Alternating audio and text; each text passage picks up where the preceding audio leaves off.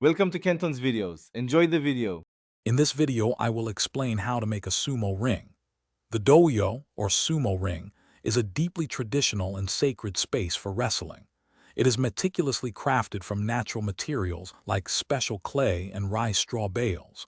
What's truly fascinating is that a new doyo is built fresh for every professional tournament.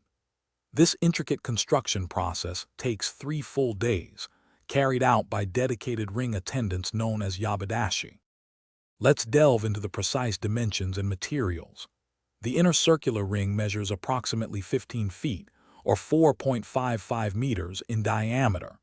This circle rests upon a substantial square clay platform, which is about 22 feet, or 6.7 meters, wide on each side. This platform itself stands roughly 26 inches, or 66 centimeters high.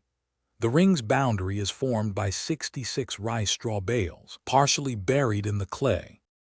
The construction begins with a large mound of special clay, which is carefully molded into the foundational square platform. Yabidashi use traditional tools, such as shovels, hoes, and large wooden mallets, to shape and refine the clay.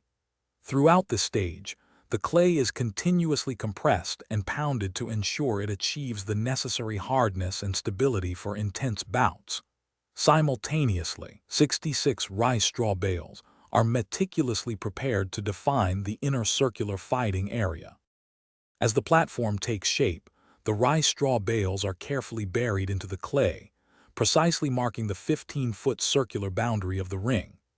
2 distinct white lines, each about 35 inches long and 2 inches wide, are then painted in the center, 70 centimeters apart, indicating the wrestler's starting positions. Finally, fine sand is brushed around the ring's perimeter, serving as a visual cue to determine if a wrestler has touched outside. The completed doyo stands as a sacred and perfectly prepared arena. Thanks for watching. Consider subscribing if we helped you.